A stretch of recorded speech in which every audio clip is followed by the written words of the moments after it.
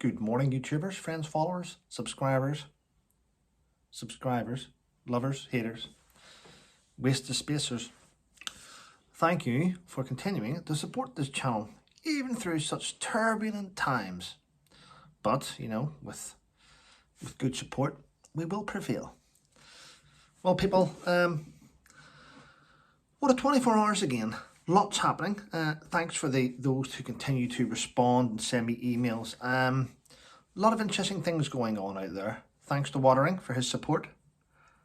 Thanks to Absolutely Average, who is my chief moderator in all my live chats, which is interesting. He does a great job actually, so I have to thank him and the rest of the team for that. Yes, what have I woken up to? Woken up to a few messages. Woken up saturated with messages coming in about a Twitter account which is dedicated, it's just dedicated to trolling me. I mean, they've tagged everyone from the Prime Minister. I don't understand the mental health problems of this individual, but imagine tagging the Prime Minister and Nicola Sturgeon and Johnny Mercer and politicians and the police, and then saying you should watch Trevor's videos on YouTube. He's threatened. Ready? This is what they've said. Trevor's threatened the Prime Minister. He's threatened Nicola Sturgeon. He's threatened Harry. He's threatened the royal family. I mean, this person is unhinged to come off of this stuff. So if you are on Twitter, which many of you probably don't want to go on there, it can be toxic. Report them. Report the account. It's craziness. It's the same. The weird thing is, I think it's the same person who I had removed from there anyway, and now they're back with a new account. So, yes, Twitter needs to enforce their own policies and procedures, don't they? Yes. Yeah. Thing is, I find it weird why people would dedicate day in, day out, eat, sleep, and breathe me. It's just craziness. It's someone that's clearly someone that needs to get.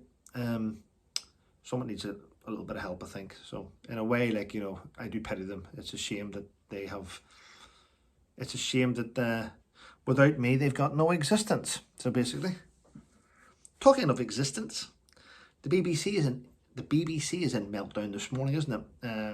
Mr. Lineker is being put back on the roster, the schedule for this weekend, and the staff at the BBC are split. Half are thinking the BBC's bound to this guy, half support him, half don't. The BBC's in meltdown at the minute. People keep saying to me, what do I think? I don't care, if I'm honest.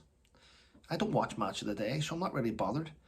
I only really see what's happening with the meltdown in the media, but it doesn't really affect me, if I'm honest. I don't really care what Gary says. It doesn't affect me whatsoever. Yeah. But there we go.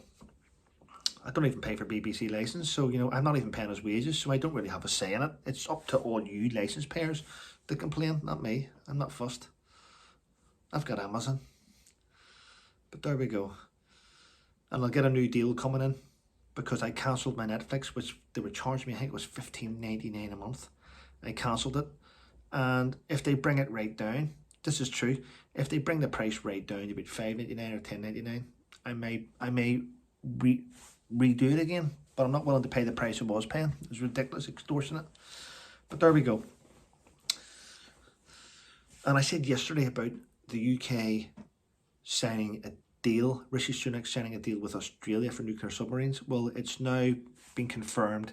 It's a multi-billion-pound deal on the table, but he's also signing one with the US. So are we getting subs made in the US and in Australia? Interesting times, isn't it? Interesting times. Yes. And I see lots of news things this morning. I will put links in the description where people say things about President Putin. He's not fully compos mentis now. He's holding onto the table. His head looks puffy. That's what they're saying. He doesn't look stable. This is coming from the government, who has a president that can't make it up and down a set of steps, that can't put a sentence together, and has got problems with his speech. I don't think the White House are in any position to criticise anyone. It's just my opinion, people. It's just my opinion. There we go. Right, what else is going on? Listen to this. An employment judge has ruled and I'll put a link in the description. An employment judge has ruled that people that suffer from dyslexia should not be forced to get into work at the correct time. That's a stupid rule. I would argue the case if you were drunk and you come into work and they said, well, why are you drunk? Just say, well, I'm an alcoholic and I couldn't get up right. I've got a proper disease. I'm an alcoholic. But this guy's got dyslexia and you're giving him 15, 20 minutes grace, but you're not giving me. It's just stupid. Employment judges should just sometimes just shut up. Everyone's going too weak at the minute. It's just crazy. But that's true. That's what's happened. And we've heard recently about the collapse of the Silicon Valley Bank. I believe it lost 80 billion in 24 hours when the FTSE, something happened in the markets in the FTSE. Anyway, massive fallout. All the startup companies are all in turmoil at the minute where they've got no funding. But HSBC have jumped in and they have bought the UK arm, the UK side of Silicon Valley Bank for £1. For £1.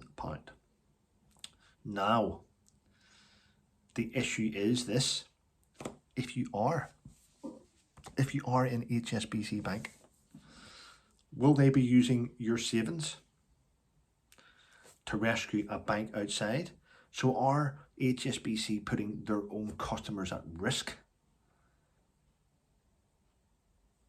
to save a bank? You've got to ask yourself, is your money safe in HSBC? Would you be better moving banks? I don't know the answer. You need to look into this if you are a member of the bank. Interesting times.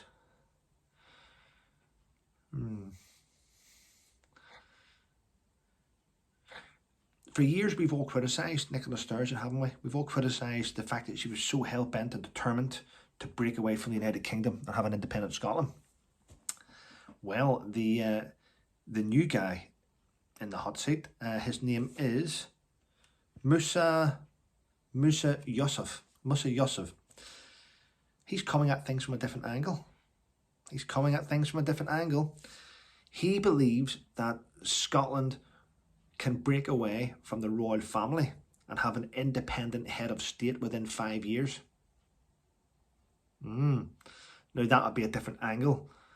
That's probably, to be honest with you, he pulled that out of nowhere. And if the fact that they can't get an independent Scotland, what's the next best thing?